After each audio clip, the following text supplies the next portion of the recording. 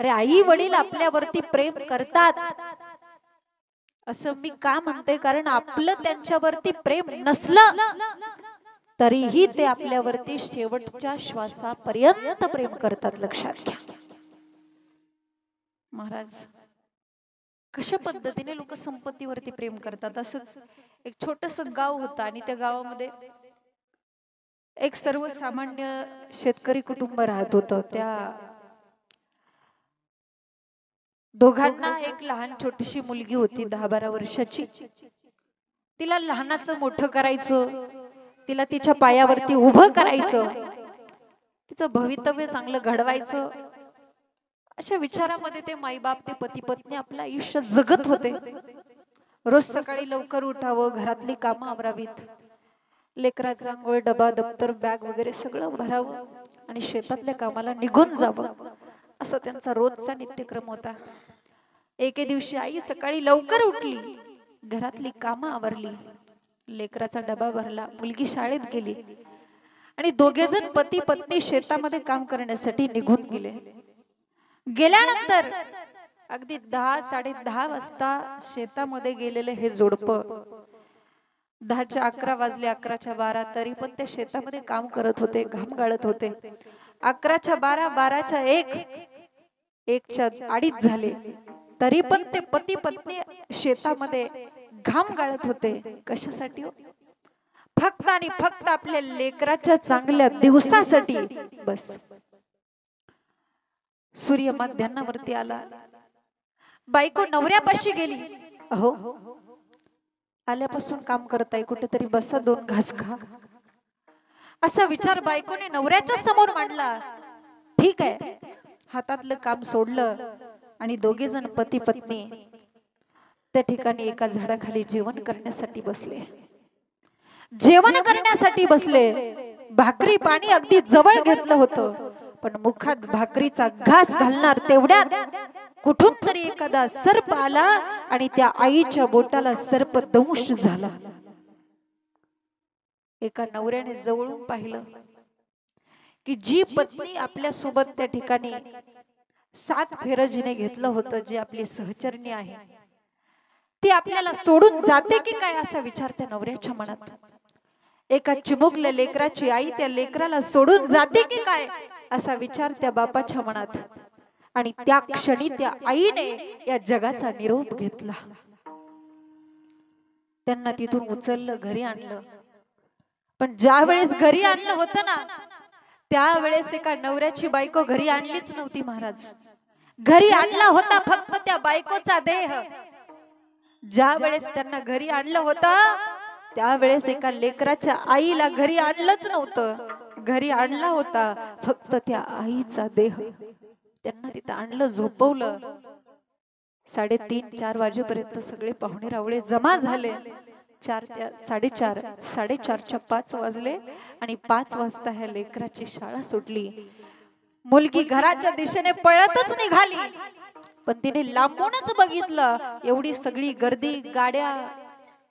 ती मुलगी क्षणभर तिच्या मनामध्ये विचार आला की आपण आपल्याच घरी आलोय का? आजूबाजूला बघितलं, रे आपण तर आपल्याच घरी आलोय. ती मुलगी त्या गर्दीतून आतमध्ये गेली आणि अगदी मध्ये गेल्यानंतर सगळ्यांच्या मध्यभागी, सगळ्यांच्या अग्रगण्य स्थानी तिनं तिच्या आईला झोपवलेलं पाहिलं आणि मुलीने हंबरडा फोडला. हातातला दप्तर, डबा, बॅग सगळं बाजूला फेकून दिलं आणि मुलीने हाक मारायला सुरुवात केली, आई आई, अगं उठ ना. ते ना समज मुलगी, तिला काय कळतं? आई आई, तू अजून झोपलीस? आई आई, तू उठ ना. आपले काका किती लांबून आलेले आहेत बघ, आपले आजी आजोबा मामा किती लांबून आलेले आहेत. आई आई आई, तू अजून झोपलीस? मी शाळेतून आली. आई आई, तू उठ ना. शांत निश्चित पडलेली आई मात्र त्या लेकराकडे पाहायला सुद्धा तयार नव्हती, कारण त्या आईने केव्हाच या जगाचा निरोप घेतला होता. ती मुलगी आईच्या जवळ आली, आईचा हात हातात घेतला, आईच्या तोंडावरून हात फिरवायला लागली. आई आई, माझ्याकडे बघ ना. आई, माझ्याशी बोल ना. पण आई त्या लेकराकडे पाहायला सुद्धा तयार नव्हती, कारण त्या आईने केव्हाच हे जग सोडलं होतं.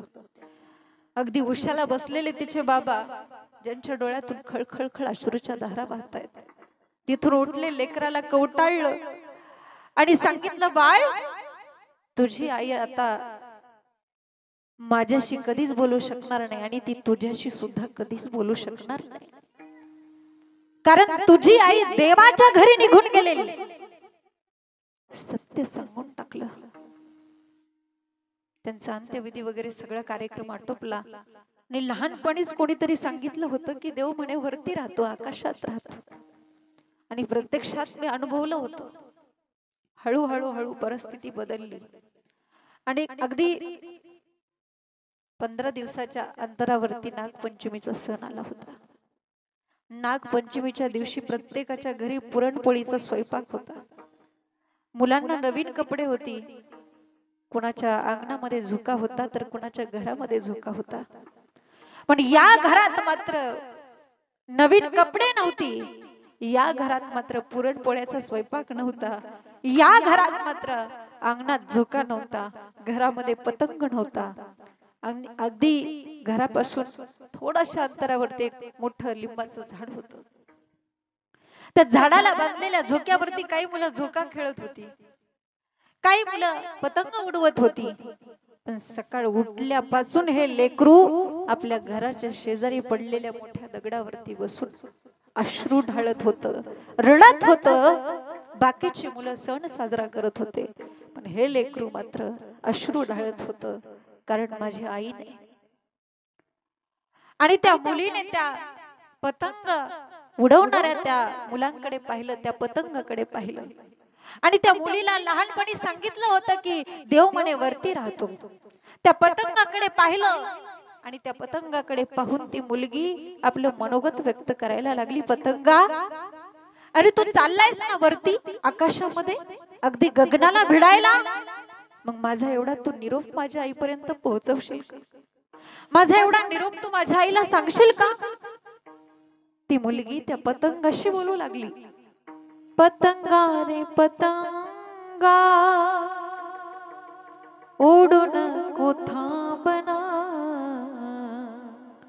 पतंगा रे पतंगा उडून कोथांबना, पतंगा रे पतंगा उडून कोथांबना, पतंगा रे पतंगा उडून कोथांबना.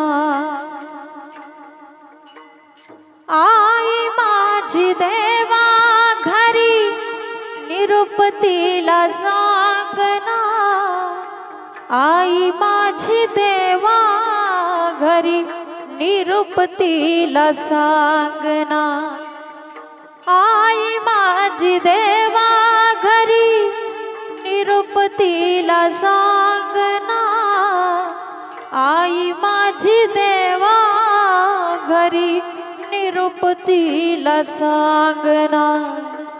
पतंगा रे पतंगा उडून कोथांबना, पतंगा रे पतंगा उडून कोथांबना, थांबना, पतंगा रे पतंगा उडून कोथांबना, पतंगा रे पतंगा उडून कोथांबना, थांबना. ती मुलगी त्या पतंगाकडे पाहून बोलायला लागली, आपलं मनोगत व्यक्त करायला लागली.